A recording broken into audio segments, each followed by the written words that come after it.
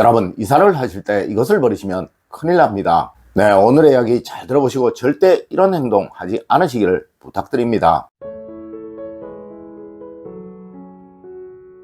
여러분, 안녕하세요. 이정민입니다. 여러분, 이제 봄이 서서히 다가오는 듯 합니다. 네, 봄이 되면 가장 많이 하는 것이 바로 새 집으로 이사를 하는 것이죠. 아마 여러분들 중에는 이사 계획이 있으신 분들이 정말 많으실 거예요. 이런 분들은 무조건 오늘 알려드리는 이야기 꼭 지키시도록 하세요. 그리고 비록 원래 이사를 하지 않으시는 분들이라도 이것만은 상식으로 꼭 알아두십시오. 이것은 이사를 할 때 무조건 지켜야 하는 원칙 중에 원칙입니다. 첫 번째로 여러분, 이사를 하셔도 이것만은 꼭 가지고 가셔야 합니다. 여러분, 과거 임진왜란 때 선조가 피난을 가면서도 꼭 지키려고 했고 또 모시고 다녔던 것이 바로 조상님들의 위패입니다. 그리고 간혹 벼슬을 하여 한양으로 이사를 가게 되면 제일 먼저 앞세우고 갔던 것이 바로 조상님들의 위패였으며 또 그분들이 제일 먼저 했던 것이 바로 선산에 올라 조상님들에게 구하는 것이었습니다. 네, 이는 조선시대 서적 어디에도 다 나오는 것이며 하물며 경국대전에도 기록이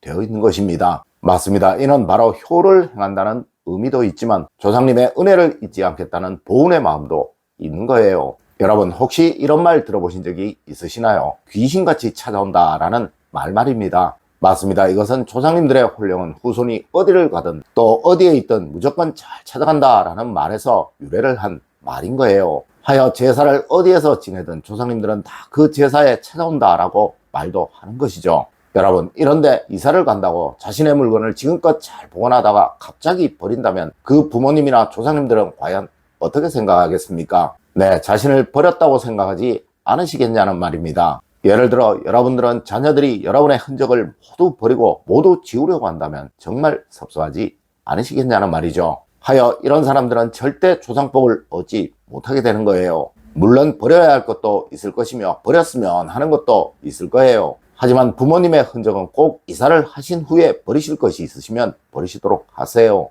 네, 그래야 아무런 탈이 생기지 않게 됩니다. 두 번째로 여러분, 꼭 기본적인 정리와 청소는 하시고 이사를 가십시오. 여러분, 이사를 가시기 전에 버릴 물건을 정리하고 또 집을 단순화시키는 것은 아주 당연한 것이며 꼭 해야 할 일입니다. 간혹 냉장고 안에 오래된 음식물이 있다면 모두 버리는 것 당연한 일이겠죠. 그리고 고장난 물건이나 새로운 집에서 필요가 없는 물건들은 모두 중고점에 팔거나 아니면 버리고 가는 건 역시 당연한 일일 것입니다. 하지만 문제는 이것을 집안에 그냥 두고 간다든가 또한 집을 나서면서 그 집을 청소도 하지 않고 나가는 것입니다. 간혹 이사를 한 후에 그 집에 들어가 보면 쓰레기가 바닥에 넘쳐나는 경우도 있고 또 쓰던 물건들이 이제 필요 없다고 버려진 채로 있기도 한데요. 이는 반드시 여러분의 지금까지의 운의 과정을 모두 소멸시켜버리게 될 거예요. 여러분, 절대 운은 한순간에 만들어지는 것이 아니에요. 네, 그동안의 수많은 고통과 고난의 과정도 바로 여러분의 운이 만들어지기 위한 하나의 과정이라는 것이죠. 여러분, 언제이고 이사를 하실 때는 이것들 모두 깨끗이 정리를 한 후에 또 청소를 깨끗이 하신 후에 떠나셔야 하는 것입니다. 세 번째로 여러분, 버릴 책이 있다면 꼭 가지고 가서 버리셔야 합니다. 여러분, 이사를 할 때 책은 분명 아주 무거울 것입니다. 네, 버리고 간다면 정말 좋을 거예요. 하지만 그 책은 바로 여러분의 번영과 성취운을 말하는 것입니다. 맞습니다. 이것은 이사를 가서 버리실 것은 버려야 하는 거예요. 물론 이사를 결정하고 몇 달 전에 정리할 것을 정리하고 또 이를 단순화시키면서 이때 버리는 것은 풍수적으로 아무런 문제가 없습니다. 하지만 짐을 싸면서 그 당일날 혹은 그 전날에 책이나 서적류를 버리는 일만은 절대로 하지 않으셔야 한다는 것이죠. 네, 간혹 두 가지가 무슨 차이가 있냐라고 말씀하시는 분들도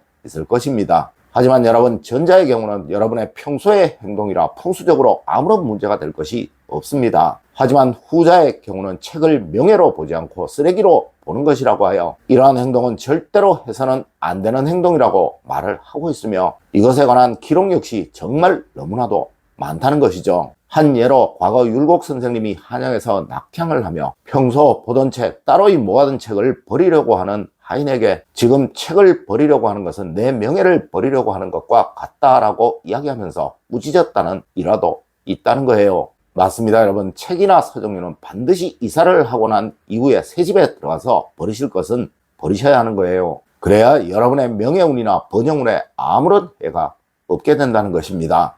네 번째로 여러분 옷이나 신발은 꼭 가지고 가서 버리셔야 합니다. 여러분 책과 같이 옷은 여러분의 기운이 묻어 있는 것이며 또한 신발 역시 바로 여러분의 성장과 번영의 한 과정이었던 물건입니다. 물론 이사를 하며 버리셔야 할 것들 있을 거예요. 이러한 것들이 있다면 앞서 같이 이사를 계획하실 때 버리실 것은 정리하셔서 버리셔야 하는 거예요. 갑자기 이사 전날이나 이사 당일날 이거 새로 가서 하나 사지 뭐 라고 생각하고 버리셔서는 절대로 안 된다는 것이죠. 맞습니다. 전자의 것은 분명 필요가 없는 것이라 이미 소용이 다 된 거예요. 하지만 후자의 것은 며칠 전까지 입으셨던 또 신으셨던 것일 가능성이 아주 많다는 것이죠. 여러분 풍수에서는 이미 소용이 다 된 것은 여러분의 기운이 다 사라진 것이라고 말을 하지만 그 소용이 남아있는 것, 며칠 전까지 사용을 했던 것은 여러분의 기운이 아직 남아있는 것이라고 말을 하고 있습니다. 맞습니다. 여러분의 기운, 즉 번영의 기운이나 성취의 기운을 지우지 않고 버리는 것이나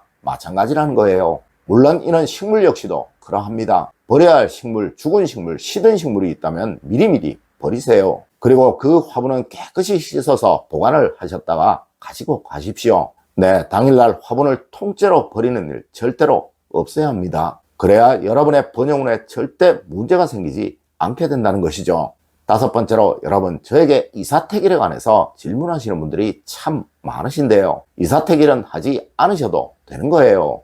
여러분 사주학이든 풍수학이든 우리 동양에서는 이사를 위해 택일을 하는 경우는 없습니다. 이는 이삿짐 센터에 배만 물려주는 아주 어리석은 행동이라는 것이죠. 맞습니다. 간혹 생기복덕일이니 이사길일이니 하면서 이사 비용이 몇 배나 부풀려지는 경우도 있기도 하는데요. 여러분 저도 이사를 할 때 평일날 제가 시간이 날 때 이사를 합니다. 네, 저도 날짜를 찾아서 이사하지 않는다는 거예요. 물론 쉬시는 날이 일요일이라 조금 비싼 비용을 주더라도 할 수 없이 이때 이사를 해야 하는 경우도 있을 수 있겠지만 이러한 것은 일 때문에 어쩔 수 없이 그러한 것이죠. 하지만 여러분 무슨 좋은 날이라고 하여 꼭 지정된 날에 이사를 하는 일 없도록 하십시오. 여러분 저는 풍수학이나 사주학, 성명학을 강단에서 근 20여 년을 강의를 한 사람입니다. 네, 대한민국에 있는 동양학에 관한 거의 모든 책들은 다 보았다는 것이죠. 여러분 이러한 이사택일은 우리의 학문 그 어디에도 나와 있지 않은 허무맹랑한 이야기예요. 맞습니다. 택일은 결혼을 위한 결혼택일, 출산을 위한 출산택일을 제외하고는 그 어느 것도 없는 것이니 이젠 이런 어리석은 일에 돈 낭비하시는 일 없기를 부탁드립니다. 여러분 오늘은 이사를 하면서 꼭 가지고 가셔야 할 것에 관해서 이야기를 해드렸습니다. 아마 여러분들 그동안 잘못 알고 계셨던 것들 너무나도 많을 거예요. 네, 이런 허무맹랑한 이야기들에 현혹되시는 일 없기를 부탁드리면서 오늘의 이야기를 마치도록 하겠습니다. 늘 올바른 학문과 올바른 지식을 여러분들께 전하도록 노력하겠습니다. 여러분 긴 시간 감사드립니다. 감사합니다.